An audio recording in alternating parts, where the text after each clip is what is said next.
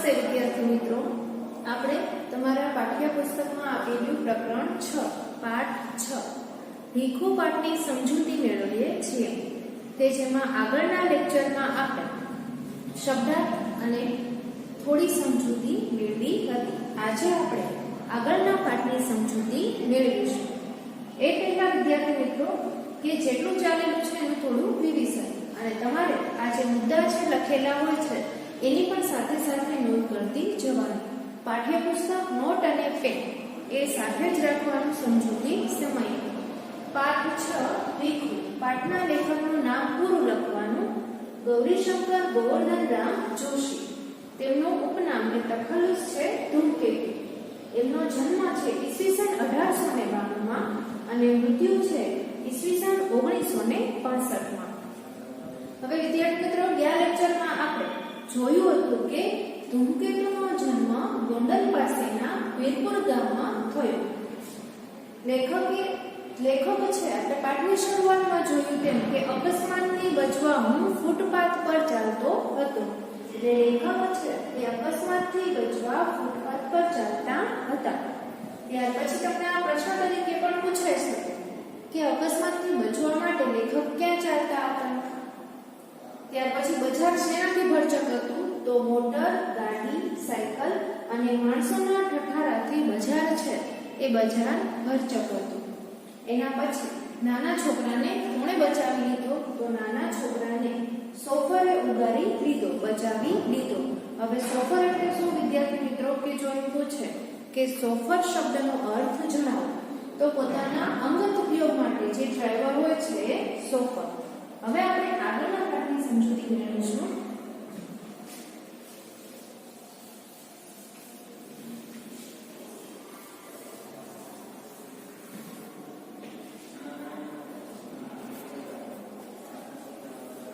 છેલ્લે આપણે વિદ્યાર્થી મિત્રો જોયું હતું કે એ સ્ત્રી બેઠી હતી તે ખૂણામાં અંધારામાં મેં નજર ફેરવી.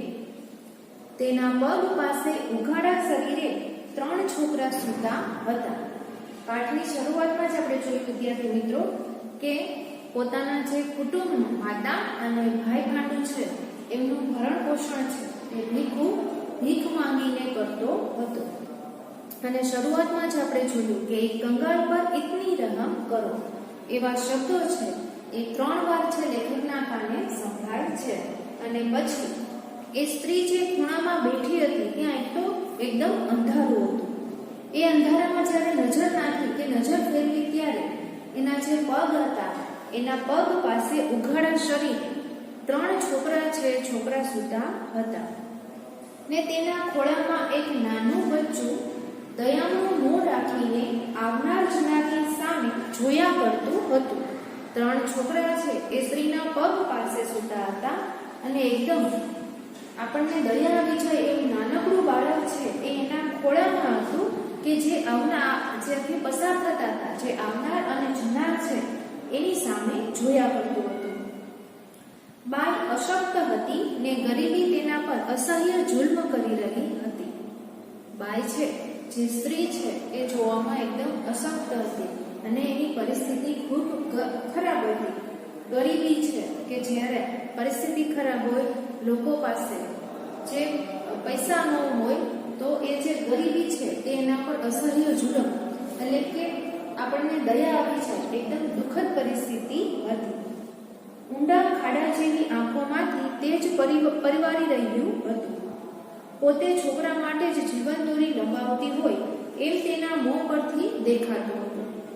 હવે માણસ છે, કોઈ પણ વ્યક્તિ હોય કે સજીવ હોય, જો એને પૂરતું પોષણ છે ન મળે, ખાવા પીવા ન મળે તો એનું જે શરીર છે એના શરીર ઉપરથી આપણને એ ખબર પડી જાય છે. આંખો છે સ્ત્રીની એકદમ ઊંડી જતી રહી હતી અને એવું લાગતું હતું કે જાણે એ પોતાના જે સંતાનો છે એના છોકરા માટે જ એ જીવન જીવતી હોય. મારો હાથ એકદમ કોટના ખિસ્સામાં પડ્યો. એ જોતા જ જે હાથ છે એ કોટના ખિસ્સામાં જાય છે. એ ખિસ્સાએ 2 કલાક પહેલા, એટલે કે લેખક છે એમણે 2 કલાક પહેલા જ કલદાર રાણી છાપના રૂપિયા સાથે ભદ્રમાંથી શહેર તરફ મુસાફરી કરી હતી. શું હતું કે 2 કલાક પહેલા જે ભદ્ર છે આપણે વિસ્તાર સમજૂતીમાં મેળવ્યું એ પ્રમાણે કે અમદાવાદનો એક વિસ્તાર છે ત્યાંથી શહેર તરફ મુસાફરી કરી હતી. પણ અત્યારે તો ભૂઠો પડ્યો. પણ અત્યારે શું થાય છે કે શરમાય છે અને શરમ આવે છે કે ભૂઠા પડે છે. માત્ર 3 પૈસા જ હાથે ચડ્યા. જ્યારે કોટના ખિસ્સામાં હાથ નાખે છે ત્યારે માત્ર 3 પૈસા જ એમના હાથે આવે છે. 9 આના સિનેમાએ ને રોકડા 6.25 આને હોટલે ઉપાડી લીધા હતા. વિદ્યાર્થી મિત્રો, ક્યાં ક્યાં કેટલા પૈસા ખર્ચ્યા છે એ પણ યાદ રાખવાનું રહેશે. એટલે નોંધ કરતા જાજો કે 9 આના છે એ સિનેમા પિક્ચર જોવામાં 9 આના ને રોકડા 6.25 આને હોટલે ઉપાડી લીધા હતા. સાધારણ માણસોના આવા તદ્દન સામાન્ય વિલાસમાંથી પણ ઘણા જણ પોષી શકાય તેમ હોય છે. હવે સાધારણ માણસો છે એ પોતાના મોજ શોખ માટે કે ખુશી માટે જે પૈસા છે વાપરતા હોય છે, એમાંથી ઘણા એવા જે કુટુંબ હોય છે કે જેમને એને પોષણ મળી રહે છે, કે એમનું ગુજરાન થઈ જાય છે. એ પસાર થઈ જતા વિચારોની સાથે હાથ ખિસ્સામાંથી બહાર આવ્યો. ખિસ્સામાં હાથ નાખે છે ત્યારે બધા જ વિચારો એમને આવી જાય છે અને વિચારો પૂરા થતા જે ખિસ્સામાંથી હાથ બહાર કાઢે છે. 3 પૈસા પેલી બાઈના હાથમાં પડ્યા અને પૈસાના ખકડાટથી જાગેલું એક છોકરું મને ફરી સતાવે તે પહેલા જ હું દૂર થઈ ગયો. જેવો પૈસાનો અવાજ આવે છે એ પૈસાના અવાજથી છોકરું જાગી જાય છે અને એ છોકરું છે એ ફરી એને હેરાન કરે કે બીજી વાર પૈસા માંગે પહેલા ત્યાંથી જતા રહે છે. પણ અનાયાસે જ છોકરાના શબ્દો કાન પર પડ્યા. પણ જે અનાયાસે આપણે કહીએ ને કે જે છોકરાના શબ્દો હોય છે એને કાને સંભળાય છે. માં કંઈ ખાવાનું છે? એટલે પૂછે છે બાળક એની માતાને કે માં કંઈ ખાવાનું છે? શું છે લાવજો. એટલે એમ કહે છે કે શું છે લાવજો જોઉં એમ. ખાવાનું તો ભાઈ લાવે ત્યારે, પણ એ ગયો ક્યાં? ક્યારનો ગયો છે. હવે માતા છે ત્યારે બાળક એને પૂછે છે કે માં કંઈ ખાવાનું છે? શું છે જોવા દે તો એમ. ત્યારે એની માતા છે બાળકને જવાબ આપે છે કે ખાવાનું તો જ્યારે ભાઈ લાવે ત્યારે, પણ ખબર નહીં ક્યાં ગયો છે એમ ક્યારનો ગયો છે. પાછળથી લારીવાળાનો હટો ભાઈ હટોનો અવાજ આવતા હું એક તરફ ખસ્યો ને સિંગોડાવાળાના એક જ જાતના સ્વરોની વચ્ચે ગઈ પગથી પર ચડી ગયો. હવે જ્યારે આ બાળક અને માતાની વાત છે સાંભળતા હોય છે ત્યારે પાછળથી લારીવાળો આવે છે અને એમ કહે છે કે હટો ભાઈ હટો. આ અવાજ આવતા જ એ ત્યાંથી ખસે છે, દૂર જાય છે. ફૂલોની છાબડીઓ પર, નાળિયેર પર, સાબુ પર, ગોળ પર એમ અનેક પદાર્થો પર ફરતી દ્રષ્ટિ સામેના રસ્તા પર મીઠાઈની 2 દુકાનો છે. તેની આગળ જામેલી લોકોની ઠઠ તરફ ખેંચાય. પછી શું થાય છે કે ફૂલોની છાબડીઓ હોય છે, નાળિયેર, સાબુ છે, ગોળ છે, એમ અનેક પદાર્થો પર નજર ફરતી સામે 2 મીઠાઈની દુકાનો હોય છે. હવે ત્યાં લોકોની ભીડ જામેલી હોય છે. કાંઈક તહેવાર હતો ને બંને દુકાનદારોએ રોશની કરી હતી. આપણે વિદ્યાર્થી મિત્રો જોયેલું જ છે, જેમ કે દિવાળી આવે તો દિવાળીમાં બધી જે બજારો હોય છે એ બજારોમાં દુકાનો છે રોશનીથી શણગારેલી હોય છે. એવા અમુક તહેવારોએ પણ શણગારવામાં આવે છે. એટલે અહીંયા જે કંઈક તહેવારો છે કે બંને દુકાનો છે એ રોશનીથી શણગારેલી હતી. ત્યાર પછી વિદ્યાર્થી મિત્રો મારા પગલા સહજ તે તરફ વળ્યા. લેખક છે એ સહજ રીતે જ ત્યાં જાય છે. દુકાનમાં ગોઠવેલી મીઠાઈને જોવા માટે ઘણા ખરા ઊભા હતા. કેટલીક પારસી બાઈઓ મીઠાઈની ખરીદી કરતી હતી. પણ સૌથી દૂર ખૂણામાં એક નાનો 10-12 વર્ષનો છોકરો અત્યંત તૃષ્ણાથી અનિમેષ દ્રષ્ટિએ મીઠાઈના થાળ તરફ, ખાસ કરીને સૌથી આગળ પડેલા જલેબીના ચકચકિત ગુચડાઓ તરફ જોઈ રહ્યો હતો. અચાનક મેં એને જોયો. ભક્તિભાવથી જાણી એની દ્રષ્ટિ ત્યાં ચોટી રહી હતી. હવે જે મીઠાઈઓની દુકાન છે એ દુકાન રોશનીથી શણગારેલી હતી અને એમાં મીઠાઈઓ છે એ જે ગોઠવેલી હતી એ જોવા માટે ઘણા લોકો ઊભા હતા. જે પારસી સ્ત્રીઓ છે એ મીઠાઈની ખરીદી કરી રહી હતી. પણ સૌથી દૂર ખૂણામાં જે 10-12 વર્ષનો છોકરો છે એ એકદમ મટકું માર્યા વગર તૃષ્ણાથી એકદમ એ જે મીઠાઈમાં સૌથી આગળ જે જલેબીનો થાળ પડેલો હતો એના જે ચકચકિત ગુચડાઓ હતા એને જોઈ રહ્યો હતો. અચાનક મેં એને જોયું, એટલે છે અચાનક છે એની તરફ નજર જાય છે અને જે છોકરો છે એનું ધ્યાન છે જલેબી સામે જ હતું. એના અંગ ઉપર એક સાજું લુગડું ન હતું કે એના ચહેરા પર આશા નિરાશા કે એવા કોઈ જ જાતના ભાવ ન હતા. હવે એનું જે શરીર છે એમાં સાજું લુગડું કપડું એટલે કે એના જે કપડા હતા એ કે સાજા નહોતા, ફાટેલા હતા. એના જે ચહેરા ઉપર આશા કે નિરાશાના કોઈ જ ભાવ દેખાતા નહોતા. હું ધીમેથી ગોળ ચકરાવો ખાઈ પેલા છોકરાની પડખે પણ જરા દૂર અંધારામાં જઈ ઊભો અને એના ઉપર નજર ઠેરવી. તે શાંત લીન બનીને જલેબી નીરખી રહ્યો હતો. હવે લેખક છે એ ત્યાંથી જઈને પેલા છોકરાની નજીક પણ આમ દૂર ત્યાં જઈને ઊભા રહે છે અને પેલા છોકરાનું ધ્યાન ક્યાં હતું? જલેબી સામે. એની આ સમાધિથી આકર્ષાયેલા એક જુવાને મારા તરફ જોઈને હાસ્ય કર્યું. છોકરો છે જલેબીની સામે જોતો હતો, લેખક છે છોકરાની સામે જોતા હતા. એવમ એક જુવાન ત્યાંથી નીકળે છે અને જોઈને હસે છે, પણ મારા તરફથી કશો જવાબ ન મળતા તે દુકાન તરફ વળ્યો. લેખક છે કંઈ જવાબ નથી આપતા એટલે દુકાન તરફ જાય છે. પાછળ જલેબીનું પડીકું બંધાવ્યું ને તેમાંથી એકાદ કાઢીને ખાતો ખાતો પેલા છોકરા પાસેથી પસાર થયો. હવે પાછળ જલેબીનું પડીકું બંધાવે છે અને એમાં બીજાનો જે છોકરો જલેબીની સામે જોતો હતો એમાંથી ત્યાંથી એની બાજુમાંથી ખાતો ખાતો એ પસાર થાય છે. અડધી આશામાં અડધી ખેલછામાં પેલા છોકરાએ જરા હથેળી લંબાવી. હવે પેલો જે છોકરો છે વિદ્યાર્થી મિત્રો એ અડધી આશામાં થોડીક એવી હથેળી એટલે કે લાંબો હાથ કરે છે. સુગંધ લઈ શકાય એટલી નજીકથી પડીકાવાળા જુવાન સાથે જલેબીની પસાર થતી જોઈ તેનું મોં પાણી પાણી થઈ ગયું. હવે સા બાજુમાંથી જે જુવાન પસાર થતો હતો તો હવે એની જે જલેબીની સુગંધ છે એનાથી એના મોંમાં પાણી આવી જાય છે. તે પગના અંગૂઠા જત પર જરા ઊભો થયો, નીચો થયો, ફરી શરીર ઊંચક્યું ને તરત જ નીચો થઈ પોતાનો ગોઠો પડેલો હાથ તેણે પોતાના લઘર વગર કંગાળ પહેરણમાં છુપાવ્યો હતો. એ જલેબી માટે હાથ તો લંબાવે છે પણ સામેવાળો વ્યક્તિ જ્યારે આપતું નથી ત્યારે શરમાઈને હાથ છે એ પાછો લઈ લે છે. પાછળથી મોટરના ભૂંગળાનો અવાજ થયો. આગળથી એ આંખ પણ નથી કે શું એમ કોઈ પારસી બાનુની સાથે આવેલા પટ્ટાવાળાએ ધમકાવ્યો ને પેલા ઉભેલા કોઈએ જા જા જા અહીં કેમ ઊભો છે? તારે શું લેવાનું છે? તારે શું લેવાનું હોય? એમ કહી તેને ધિક્કાર્યો.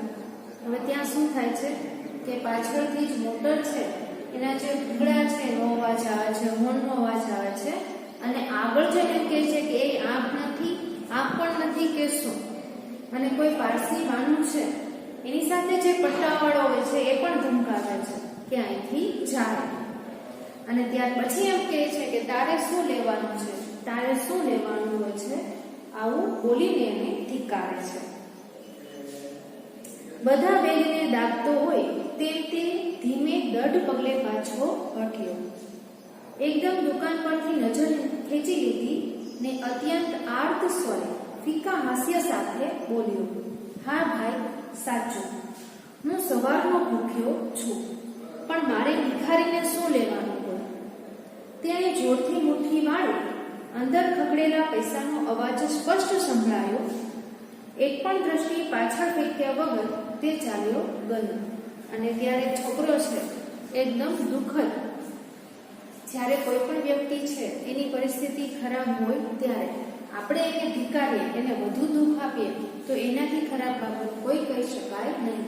અહીંયા એક તો એ છોકરો છે એ ઉંમરમાં નાનો હતો અને ઉપરથી એ ભીખ માંગીને પોતાના જે પરિવારજનોનું ગુજરાન એટલે કે પોતાના ઘરનું ગુજરાન ચલાવતો હતો. અને ત્યાં જે લોકો હોય છે એ અવનવું બોલીને એને ધિક્કારે છે અને એને દુઃખ થાય છે અને એ દુઃખદ અવાજે કહે છે કે સાચી વાત છે, મારે ભિખારીને અહીંથી શું લેવાનું હોય? હવે એમાં છે મુઠ્ઠી વાળીને ત્યારથી જાય છે ત્યારે એના ખખડેલા જે પૈસા છે ભીખ માંગીને ભેગા કરેલા હોય છે એનો અવાજ સંભળાય છે અને એક વાર પણ એ પાછું જોતું નથી અને ત્યાંથી નીકળી જાય છે. આ ભિખારી એક દુકાને ઉભો રહી 6 પૈસાના ડાળિયા ચોખાવતો હતો. હવે આ જે ભિખારી છે એ બીજી દુકાને જાય છે અને 6 પૈસાના, વિદ્યાર્થી મિત્રો યાદ રાખજો કે કેટલા પૈસાના ડાળિયા લીધા હતા, તો 6 પૈસાના ડાળિયા ચોખાવતો હતો. અચાનક મને પેલી સ્ત્રીના શબ્દો યાદ આવ્યા. હવે અચાનક જ પેલી જે સ્ત્રી હતી એના શબ્દો યાદ આવે છે. અરે, કદાચ એ દરવાજાની સાંકડી મેળમાં સડતા કુટુંબનો આ છોકરો સ્તંભ હશે.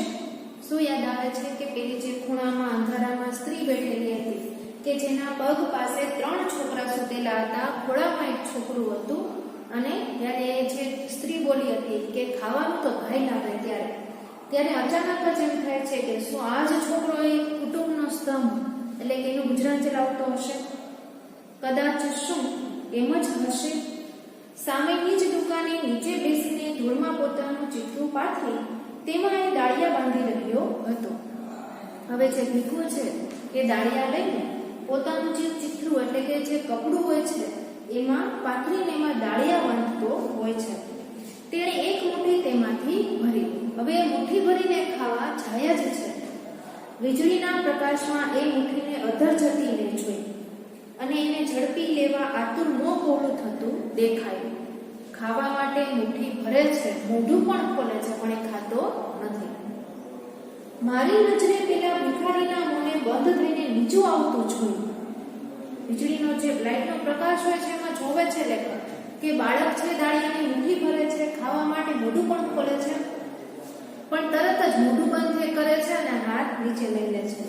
તેનું બદન કરમાઈ ગયું હતું. એનું મોઢું છે એકદમ મૂર્છાઈ ગયું હતું કે કરમાઈ ગયું હતું ને તેણે ભરેલી ડાળિયાની મુઠ્ઠી એમને એમ ચીથરામાં બેસી જતી હતી. એ ડાળિયા છે એ ખાતો નથી અને પાછા મૂકી દે છે.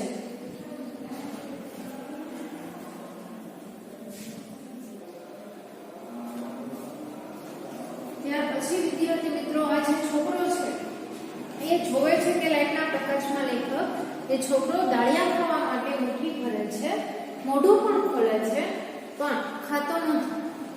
મોઢું બંધ કરી દે છે, ડાળિયા પાછા જે કપડું હતું એમાં નાખી દે છે અને ત્યાર પછી ભૂખનું દુઃખ ગળી જઈને ચીથરું વીંટાળી તે 3 દરવાજા તરફ ચાલ્યો. એ બાળક છે ડાળિયા છે પોતાના કપડામાં બાંધીને છે 3 દરવાજા પાસે, આપણે પાઠની શરૂઆતમાં જોયું કે પેલી સ્ત્રી અને એના બાળકો બેઠા હતા ત્યાં તે જાય છે અને પેલી સ્ત્રી પાસે જ ગયો. જેને એમ લાગતું હતું કે કદાચ આ જ બાળક છે, એ જ બાળક હતું અને એ સ્ત્રી પાસે જ જાય છે.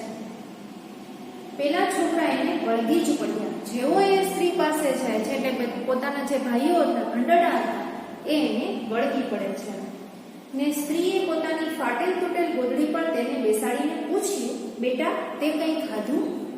એટલે સ્ત્રી છે એ પોતાની જે ફાટેલ તૂટેલ ગોદડી હતી એના ઉપર એ બાળકને બેસાડીને પૂછે છે કે બેટા તે કંઈ ખાધું?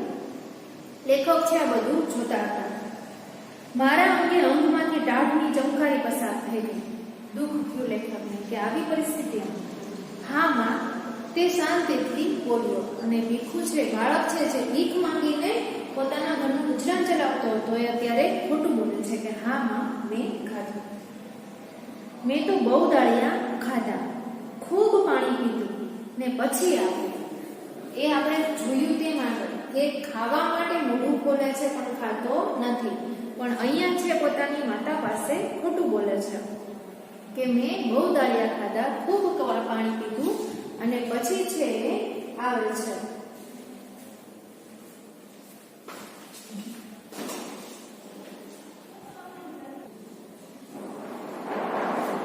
ત્યાર પછી વિદ્યાર્થી મિત્રો એ ખોટું બોલે છે કે હા માં મેં તો બહુ ડાળિયા ખાધા, ખૂબ પાણી પીધું અને પછી આવ્યું.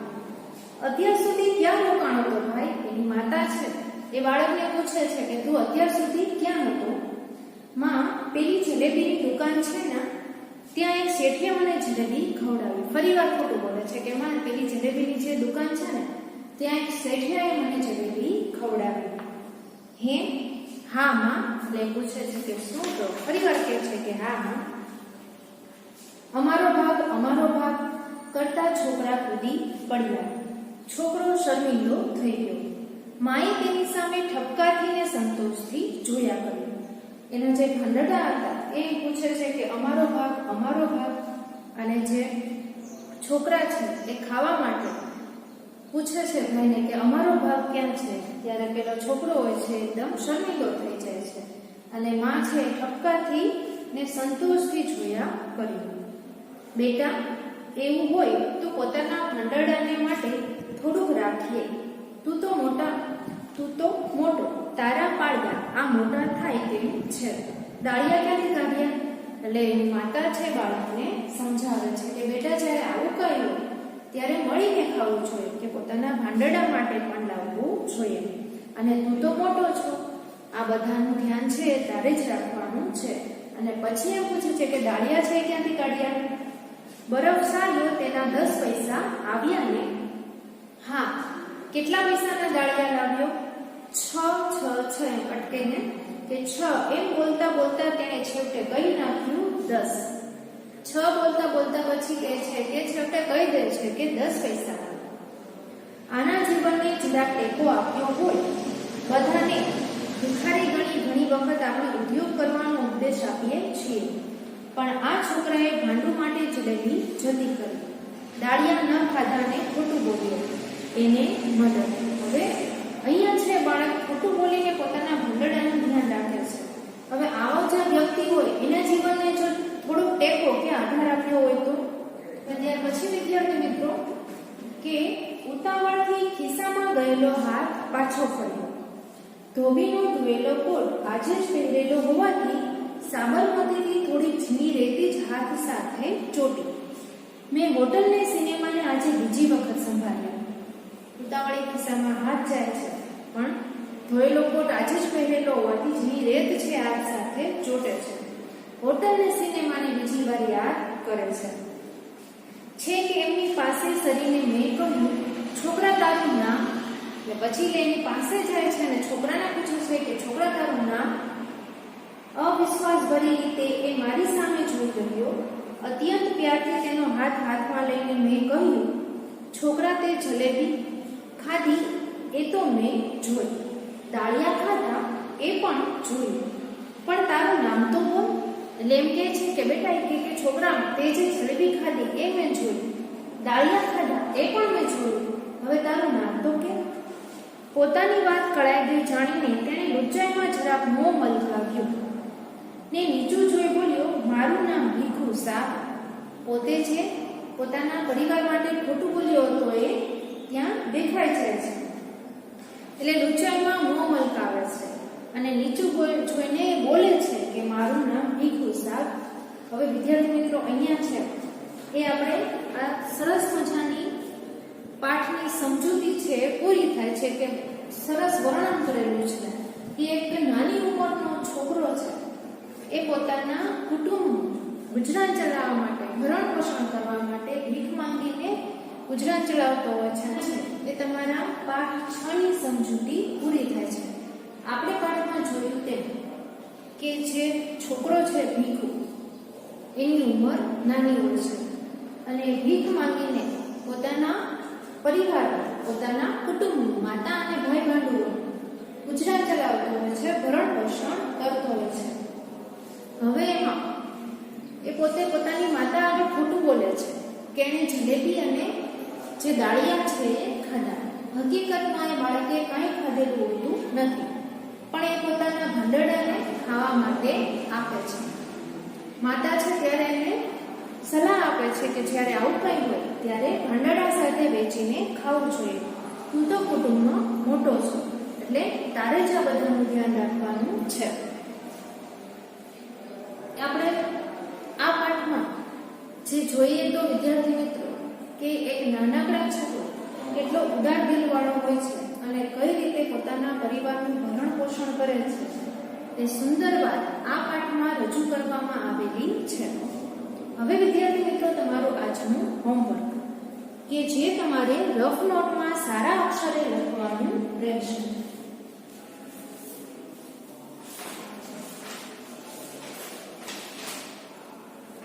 જેમાં નીચેના વાક્યો કોણ બોલે છે તે લખો. એમાં પેલું ખાવાનું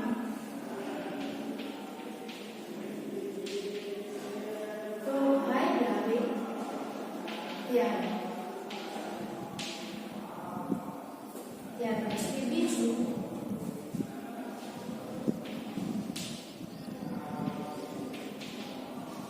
એક શેઠે મને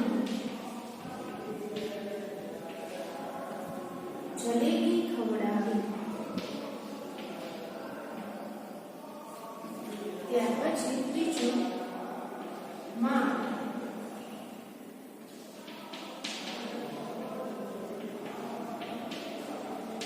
કંઈક ખાવાનું છે. પછી ચોથું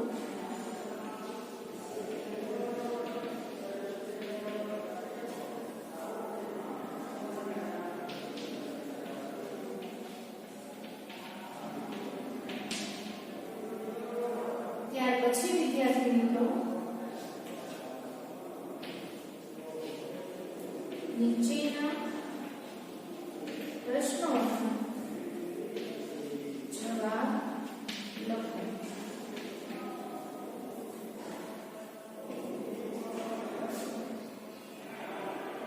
જેમાં પહેલું ભીખુ દાળિયા ખાતા શા માટે અટકી ગયો. ત્યાર પછી બીજું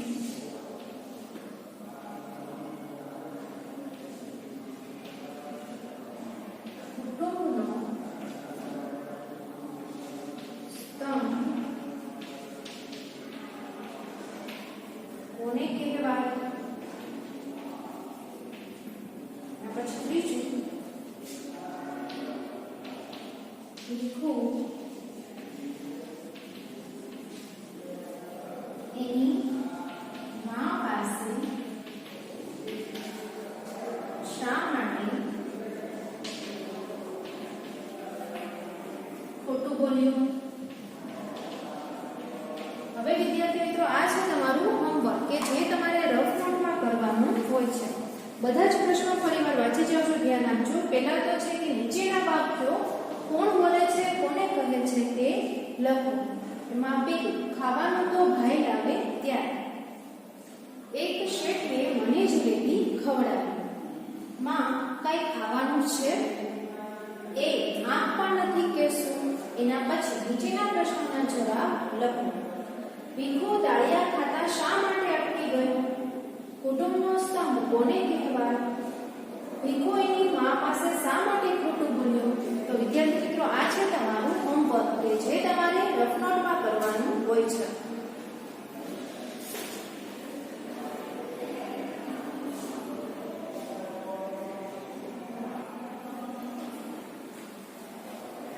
તો વિદ્યાર્થી મિત્રો અહીંયા છે એ તમારા પાઠ 6 ની જે સમજૂતી છે એ સમજૂતી પૂરી થાય છે.